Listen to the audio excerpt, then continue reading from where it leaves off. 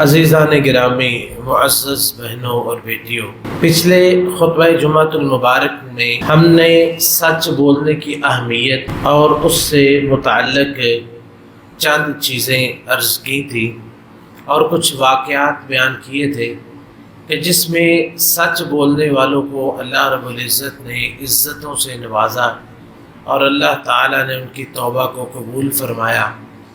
آج کے خطبہ جمعۃ المبارک میں ہم سچ بولنے کے ثمرات یعنی فوائد اور ثمرات سچ بولنے کے کیا ہوتے ہیں۔ عام طور پر ہمارے ہاں یہی سمجھا جاتا ہے کہ سچ بولنے کے بڑے ہی نقصان ہوتے ہیں اور سچ بولنے سے انسان پھنس جاتا ہے۔ ہمارا یہ کہ ذہن بنا ہے کہ جھوٹ بول کے ہم جو ہے وہ بچ جاتے ہیں، اپنا بچاؤ کر لیتے، لیکن حقیقت یہ ہے کہ سچ جو ہے آخری فتح اس کی ہوتی ہے اور جھوٹ جو ہے وہ ذلیل و رسوا ہوتا ہے۔ ترتیب وار انشاءاللہ مختلف عنوانات کے تحت ہم بیان کریں گے کہ سچ بولنے کے کتنے فائدے ہوتے ہیں۔ یہ چند ہم ذکر کریں گے، سارے ہم ذکر نہیں کر سکتے۔ سچ بولنے کا پہلا فائدہ یہ ہوتا ہے کہ اس سے ایمان کی بنیاد مضبوط ہوتی ہے۔ ایمان کی بنیاد مضبوط ہوتی ہے اور یہ بلکہ ایمان کی بنیاد ہے۔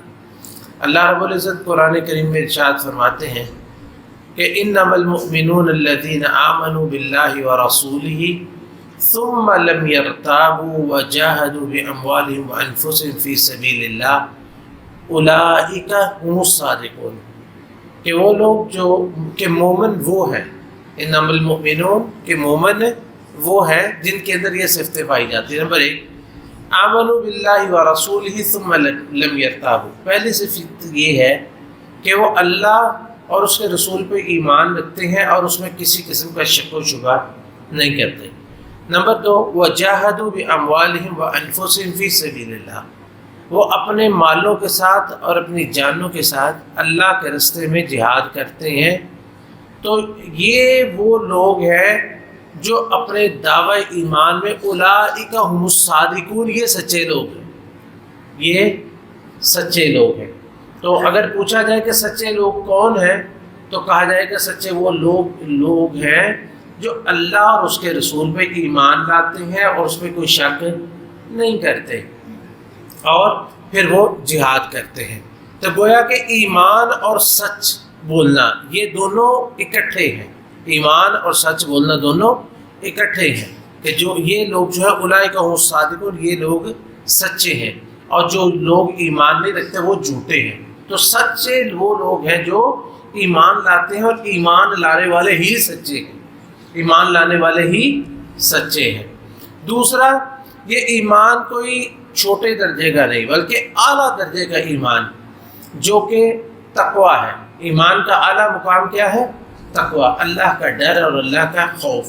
اللہ رب العزت نے سچے لوگوں کو متقین قرار دیا، کیونکہ سچ بولنا جو ہے وہ عام انسان کے بس کی بات نہیں، بلکہ یہ متقین جو ہوتے ہیں اللہ تعالیٰ ان کو سچ کی دولت عطا فرماتا ہے۔ جیسے کہ اللہ تعالیٰ فرماتے ہیں والذی جاء بالصدق وصدق بہ، وہ لوگ، وہ شخص جو سچ لے کے آیا، جو سچ لے کے آیا، وہ صدق بھی، اور جس نے اس کی تصدیق کی، اولئک هم المتقون، یہی وہ لوگ ہیں جو متقی۔ متقی کون ہے؟ جو سچ لے کے آئے اور جنہوں نے سچ کی تصدیق کی، یہی لوگ متقین ہیں۔ اس حدیث، اس آیت کی تفسیر میں جو ہے وہ مفسرین نے اس کی مختلف تفسیریں کی ہیں اور یہ تفسیریں ساری صحیح ہیں۔ تو اس سے مراد بعض نے فرمایا ہے کہ اس کا مطلب یہ ہے کہ وہ شخص جو سچ بیان بھی کرے اور سچ کو تسلیم بھی کرے۔ بعض لوگ بیان تو کر لیتے ہیں لیکن اس کو تسلیم نہیں کرتے، سچ بیان بھی کرے اور سچ کو تسلیم بھی کرے۔ نمبر 2، اس سے مراد یہ ہے کہ ایک جو ہے وہ والذی جاء بالصدق وصدق بہ، وہ شخص جو ایمان، جو سچ بولے، وصدق بہ، اور اس کی تصدیق اپنے عمل کے ساتھ کرے، اس کی تصدیق اپنے عمل کے ساتھ کرے۔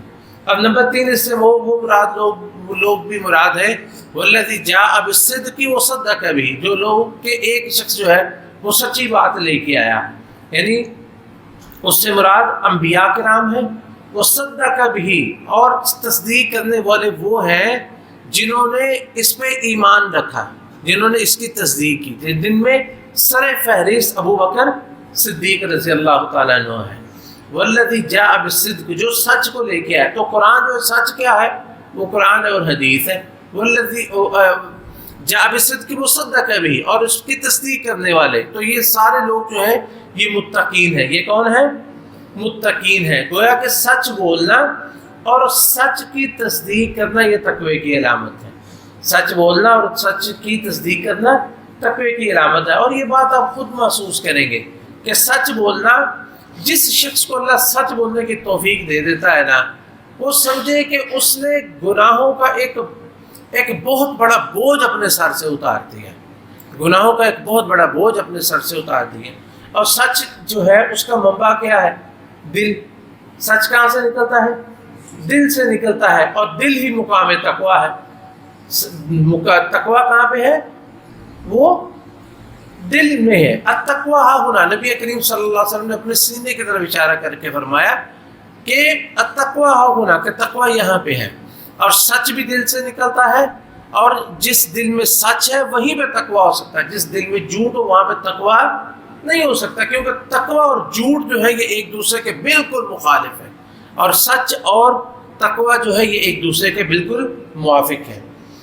تیسرا سچ بولنے کا فائدہ یہ ہے کہ سچ جو ہے وہ اس سے بندے کو اطمینان قلب حاصل ہوتا ہے، دل مطمئن ہو جاتا ہے۔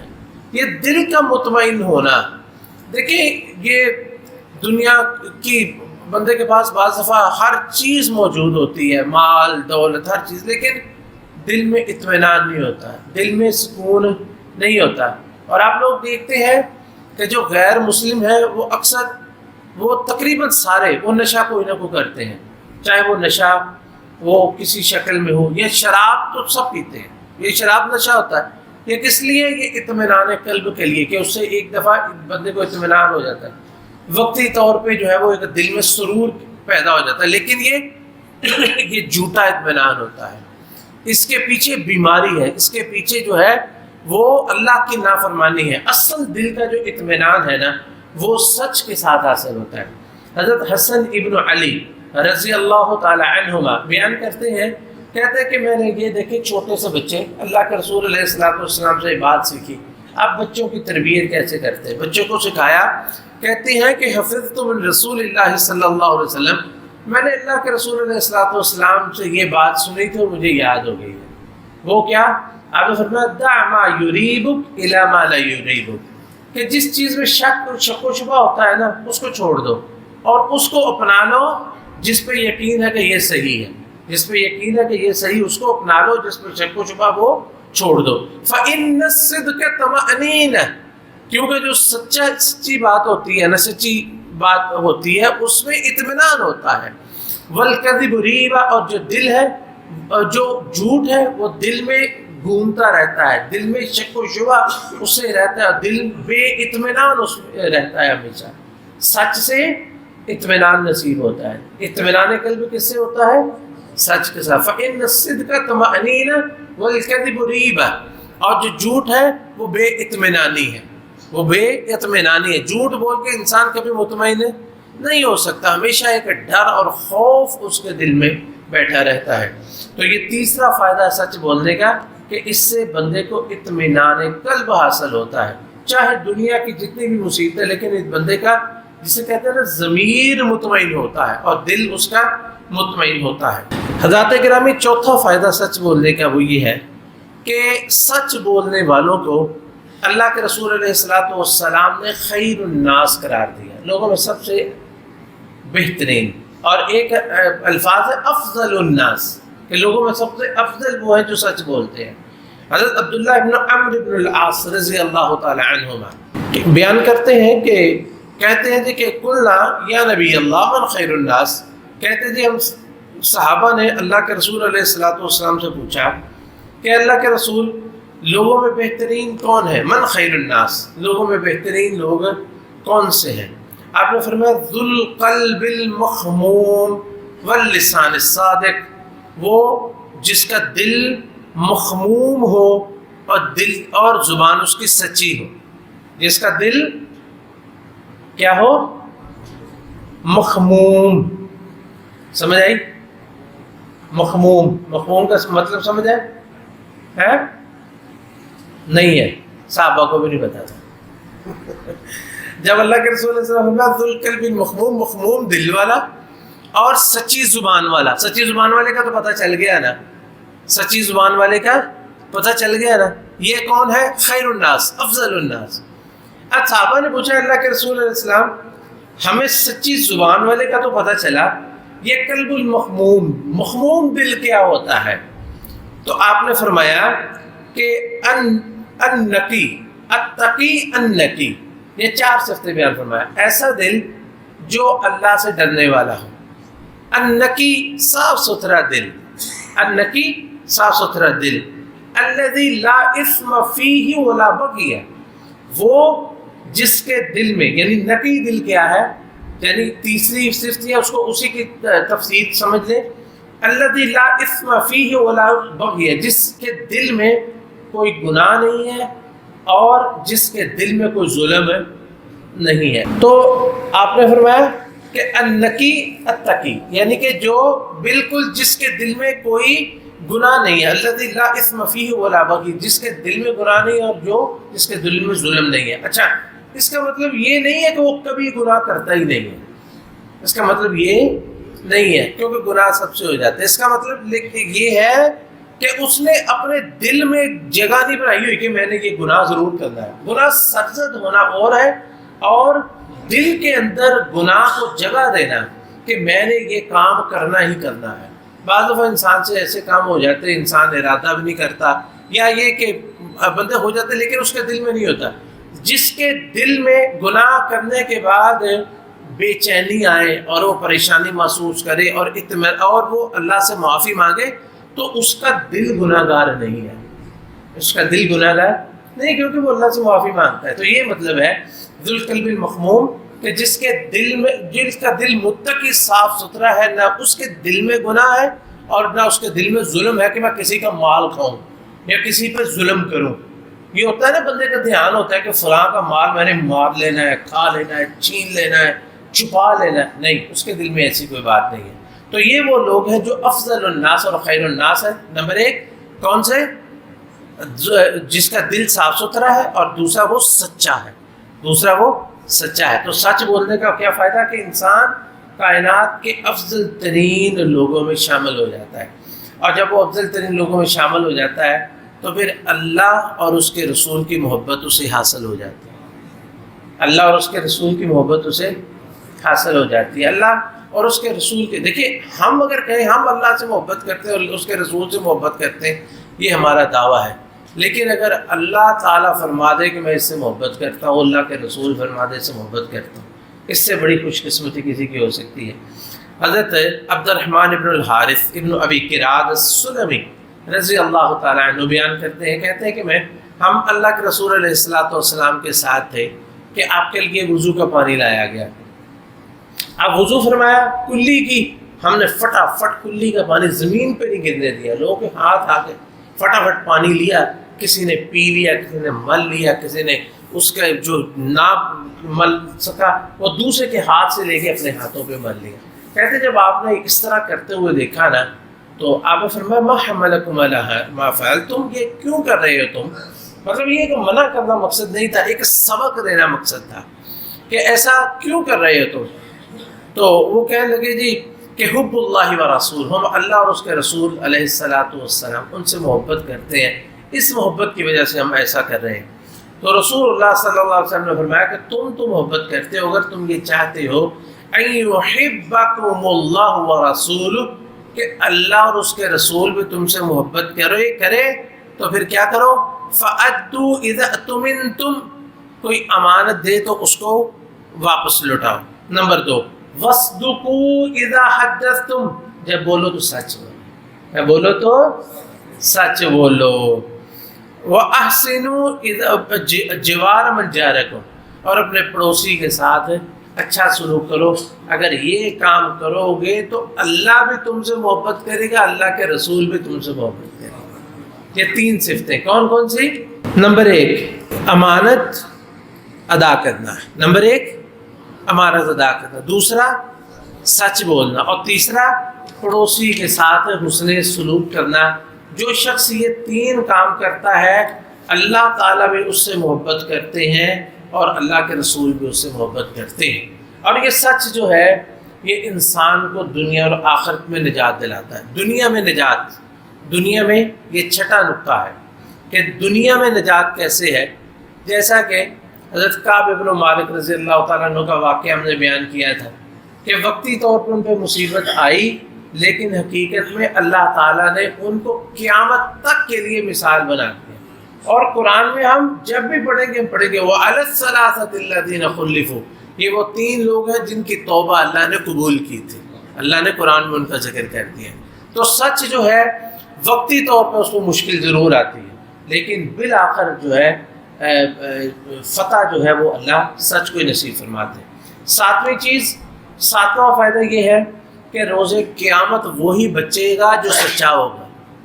روز قیامت وہی بچے گا وہ جو سچا ہوگا۔ جھوٹے وہاں پکڑے جائیں گے، سارے جھوٹے وہاں پکڑے جائیں گے۔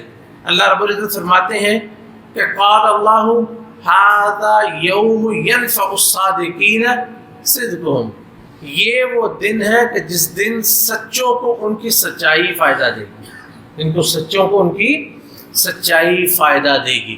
اور وہ سچائی کس دن فائدہ دے گی؟ روز قیامت۔ جھوٹ کسی کام آنے والا نہیں ہے۔ اور وہ کیا ہے فائدہ؟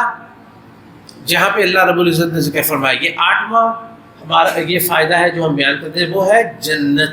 کیا ہے؟ جنت کا حصول۔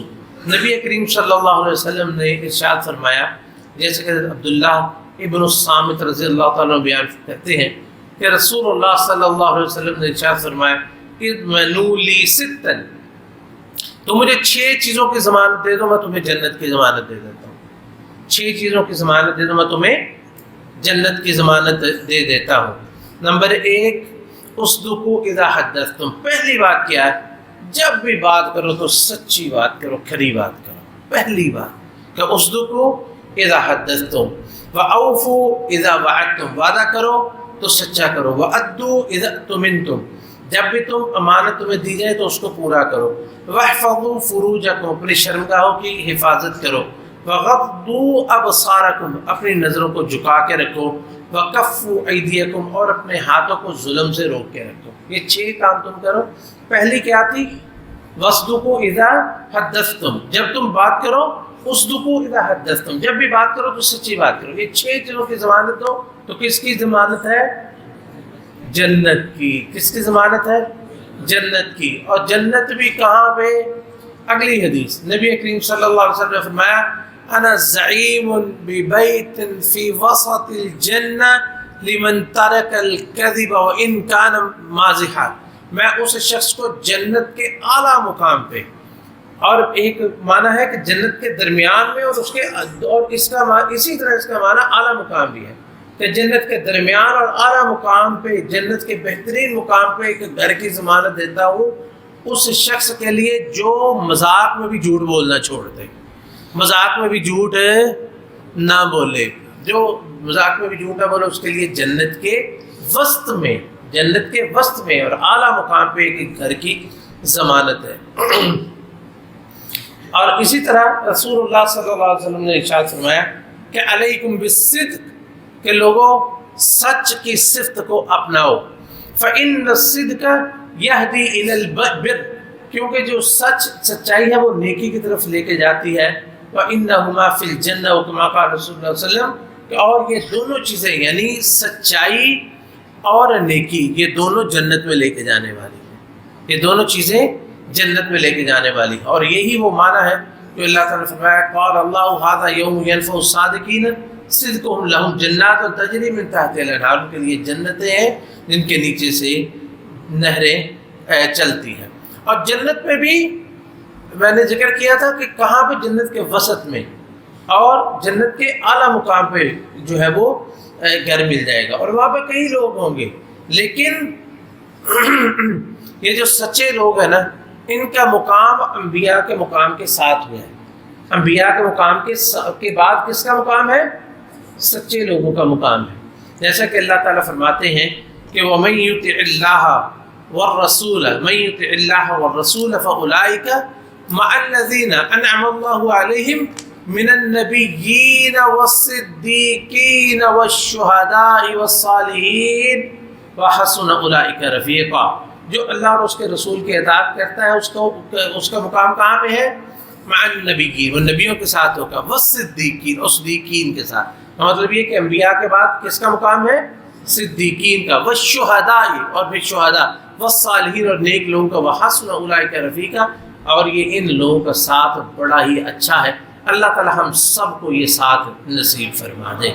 اور بلکہ بعض دفعہ تو انبیاء کا ساتھ مل جاتا ہے، سچ بولنے والے کو نبیوں کا ساتھ اللہ تعالیٰ نصیب فرما دیتے ہیں. جیسا کہ رسول اللہ صلی اللہ علیہ وسلم نے ارشاد فرمایا التاجر الصدوق الامین، ایسا تاجر جس کے اندر دو صفتیں ہوں. لیکن یہ کہ اسلام شرط و بعد میں المسلم بھی ہے. التاجر المسلم، الصدوق الامین، یہ ایسا مسلمان تاجر جس کے اندر دو صفتیں ہوں. ایک یہ کہ امانت دار ہو، دوسرا یہ کہ وہ سچا ہو. التاجر الصدوق الامین، سچا تاجر اور امین امانت دار تاجر. مع النبیین، نبی علیہ السلام نے فرمایا کہ روز قیامت اللہ تعالیٰ اسے جنت میں نبیوں کا ساتھ عطا فرمائے. مع النبیین والصدیقین، نبیوں اور سچوں کو لوگ کا ساتھ اللہ تعالیٰ اسے ساتھ نصیب فرما دیں گے. یعنی پہلے یہ جنت کی طرف لے جانے والی، یہدی الی البر، کہ یہ جو نیکی کی طرف لے جانے والی اور نیکی جنت میں لے جانے والی. پھر جنت میں وسط مقام، درمیان میں، جنت کے درمیان میں مقام ملتا ہے اور اعلیٰ مقام ملتا ہے.